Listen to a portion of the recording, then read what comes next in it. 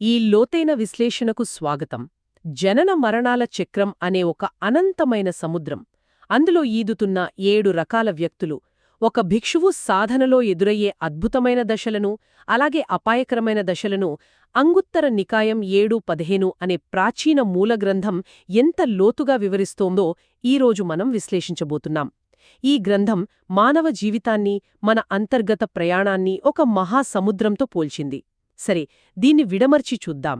ఈ భవకడల్లో ప్రయాణించే ఈ 7 రకాల వ్యక్తుల గురించి, గమ్యం చేరే క్రమంలో ఒక భిక్షువు ఎదుర్కొనే సవాళ్ల గురించి ఈ గ్రంథం అత్యంత స్పష్టమైన ఆధారాలను అందిస్తోంది.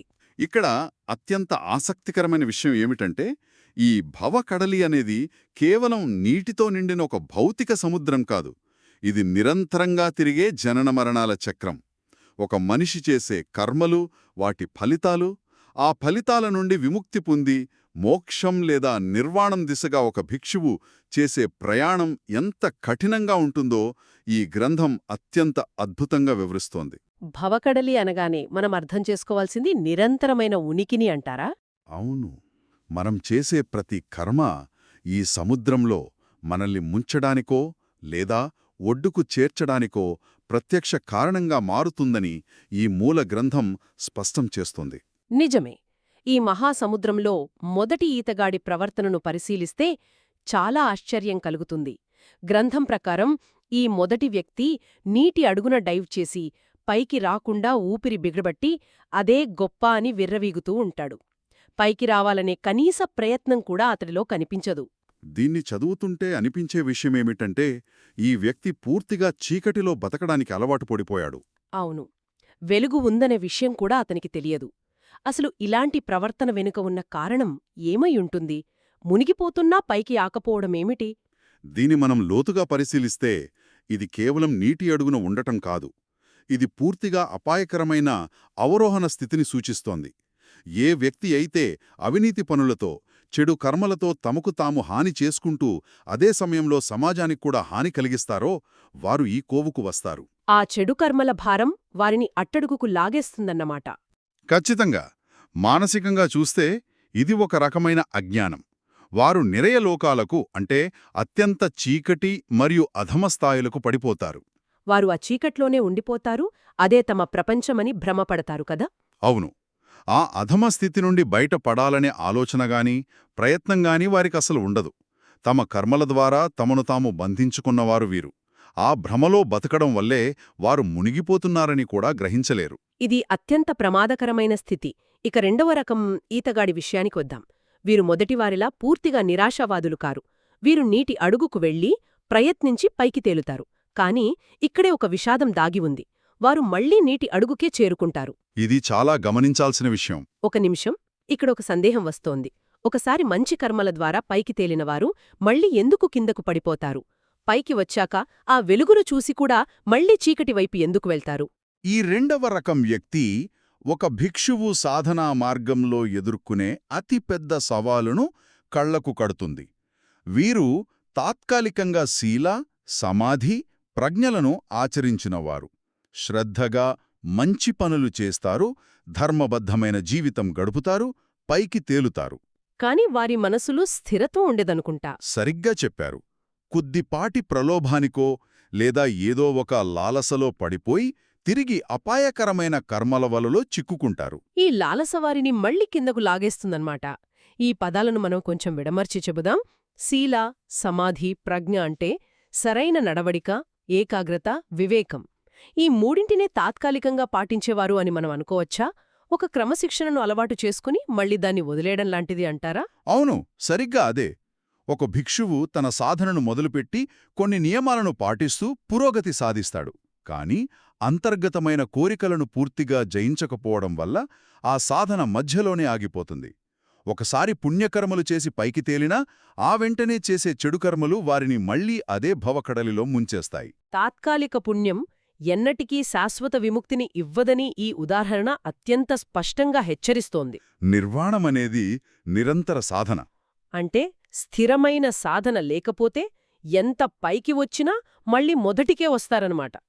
ఇది దైనందిన జీవితంలో ఏ మనిషికైనా ఒక స్పష్టమైన హెచ్చరిక. ఇప్పుడు మూడవ ఈతగాడి గురించి ఆలోచిద్దాం. ఈ వ్యక్తి పరిస్థితి కొద్దిగా భిన్నంగా కనిపిస్తోంది. ఇతను నీటిపై తేలుతూనే ఉంటాడు, మొదటి ఇద్దరిలా వెంటనే మునిగిపోడు.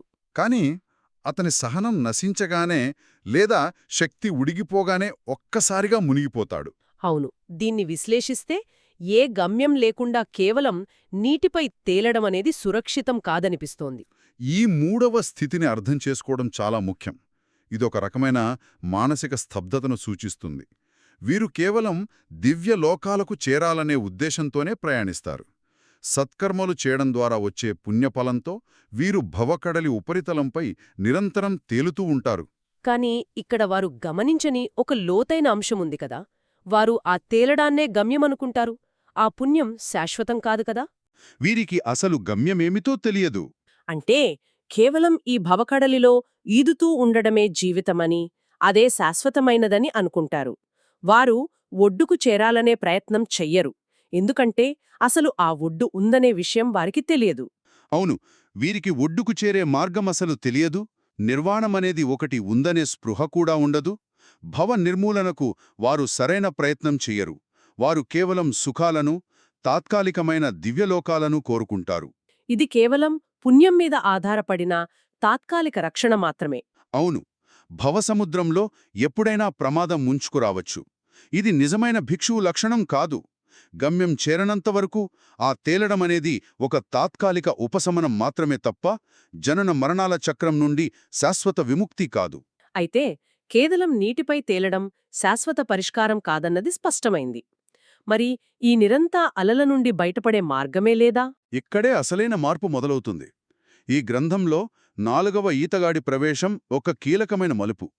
ఈ వ్యక్తి కేవలం నీటిపై తేరడమే కాకుండా ఎట్టకేలకు ఒడ్డును గుర్తించి ఆ దిశగా ఈత కొట్టడం ప్రారంభిస్తాడు. ఒడ్డును చూడగానే అతనిలో ఒక స్పష్టతొస్తుంది. అంటే సాధనలో ఉన్న ఒక భిక్షువుకు తన అంతిమ గమ్యం నిర్వాణం అని అర్థమైన క్షణమిది. ఈ దశనెలా వివరిస్తారు? ఈ దశను మూల గ్రంథాలు శ్రోత అని పిలుస్తాయి. ఒక భిక్షువు సాధనలో దీనికి అత్యంత ప్రాధాన్యత ఉంది. శ్రోత అంటే ప్రవాహంలో పడినవాడు అని అర్థం. ఈ స్థితికి చేరినవారు నిర్వాణానికి చేరే మార్గంలో పడిన ఒక నిజమైన భిక్షువు. వీరు సాధారణ వ్యక్తుల నుండి వేరుపడి స్పష్టమైన సత్యాన్ని, గమ్యాన్ని ఎంచుకున్నవారు కదా? అవును, గమ్యాన్ని వెంటనే చేరలేకపోయినా వీరు ఎన్నటికీ వెనక్కి వెళ్లరు, అపాయంలో పడరు. ఇదొక తిరుగులేని ప్రయాణం. ఆ మార్గం వారిని క్రమంగా నిర్వాణం వైపు తీసుకువెళ్తుంది. ఆ ప్రయాణం సాఫీగా సాగుతోందా? అంటే గ్రంథం అద్భుతమైన ఉదాహరణలనిస్తోంది. ఈ ప్రయాణంలో ఎదురయ్యే ఆటంకాలను సుడిగుండాలు, మొసలతో పోల్చారు కదా?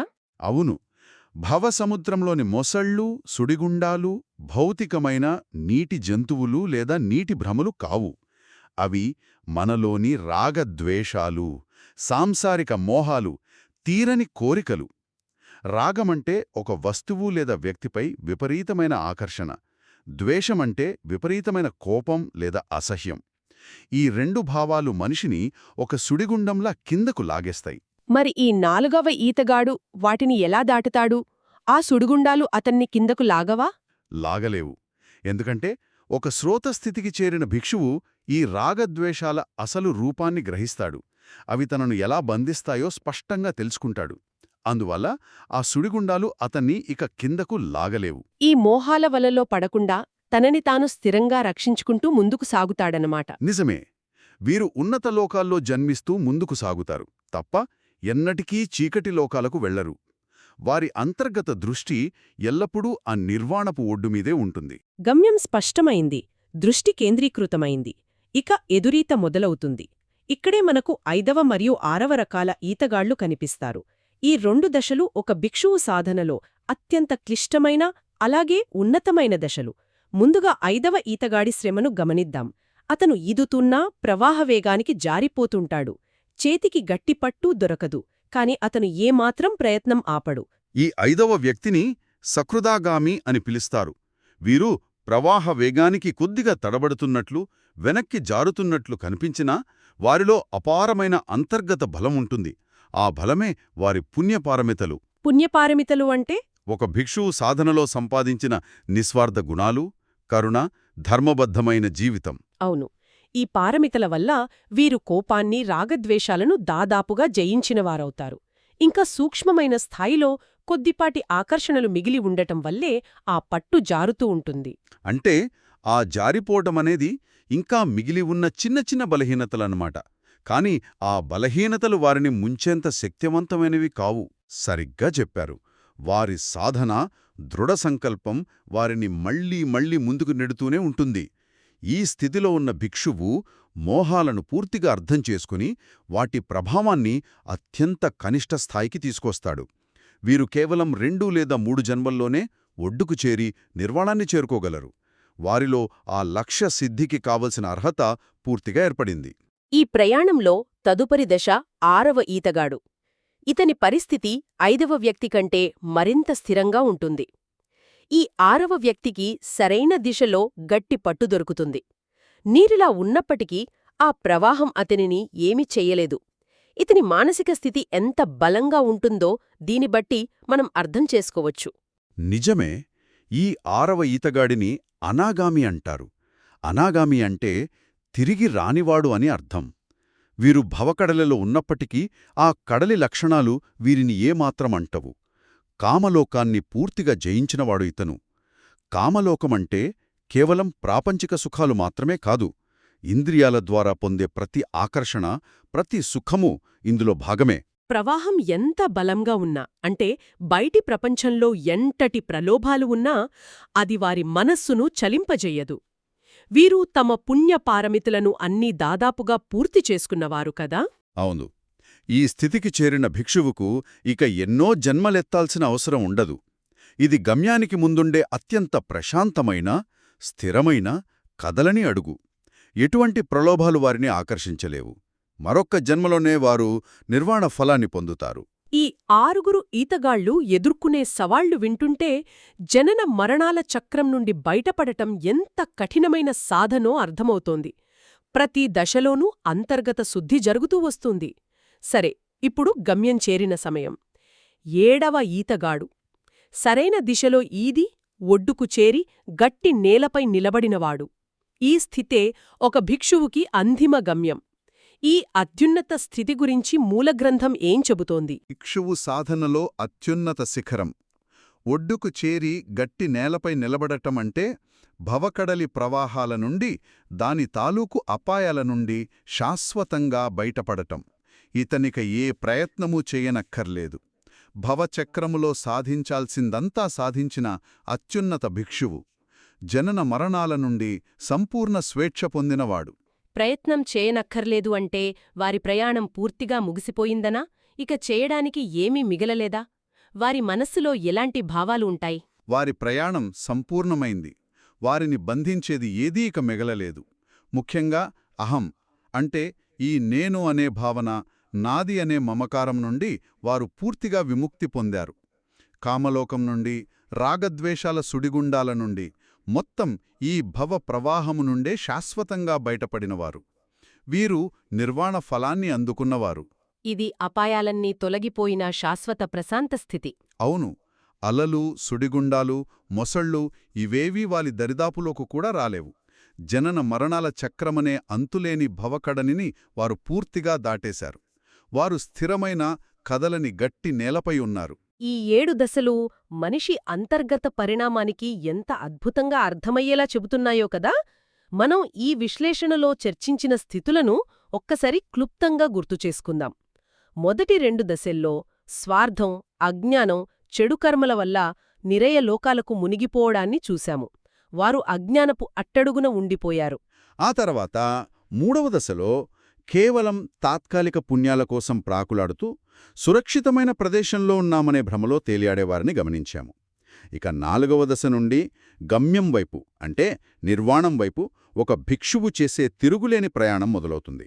సుడిగుండాలను, మొసళ్లను గుర్తించి దాటడం ఇక్కడే ప్రారంభమవుతుంది. ఆ ప్రయాణంలో వచ్చే స్థిరత్వాన్ని, కోపతాపాలను, కామలోకాన్ని జయించడాన్ని 5, 6 దశల్లో విశ్లేషించాము. చివరగా 7వ దశలో అహాన్ని పూర్తిగా వీడి నిర్వాణాన్ని చేరుకునే అరహంతుడి మహాస్థితిని అర్థం చేసుకున్నాము. 7 దశలను కేవలం ఒక ప్రాచీన గ్రంథంలోని సిద్ధాంతంగా చూడకుండా దైనందిన జీవితంలో మన ప్రవర్తనను, మన కర్మలను అంచనా వేసుకోవటానికి ఒక కొలవద్దగా వాడుకోవాలి. మనం ఏ రకమైన ఈతగాళ్లమో ఒక మనిషిగా అంతర్గతంగా ప్రశ్నించుకోవాలి.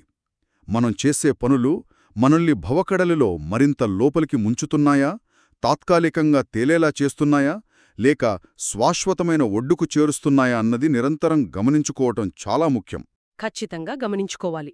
మనల్ని కిందకు లాగే రాగద్వేషాలనే మొసళ్లను, మోహం అనే సుడిగుండాలను జయించిన నాడే నిజమైన శాంతి లభిస్తుందని ఈ మూలగ్రంథం మనకు స్పష్టం చేస్తోంది.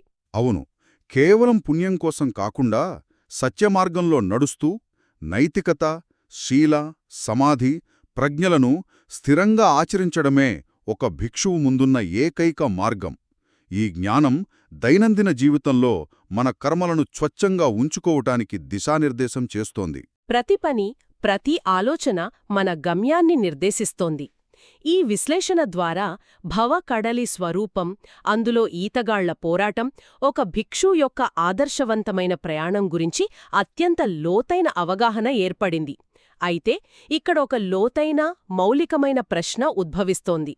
ఈ భవకడలిలో ఈదడం మాత్రమే కాదు, ఆ కడలిలోని నీరు, అందులో మునిగే నేను అనే అహం రెండో కేవలం భ్రమలే అని తెలుసుకున్నప్పుడు అసలక్కడ ఈతగాడనేవాడే ఉండడు కదా. అప్పుడు ఆ ఒడ్డు, ఆ ప్రశాంతత ఎంత అద్భుతంగా ఉంటుందో ఒక్కసారి ఊహించండి. మళ్ళీ మరొక ఆసక్తికరమైన అంశంతో కలుద్దాం.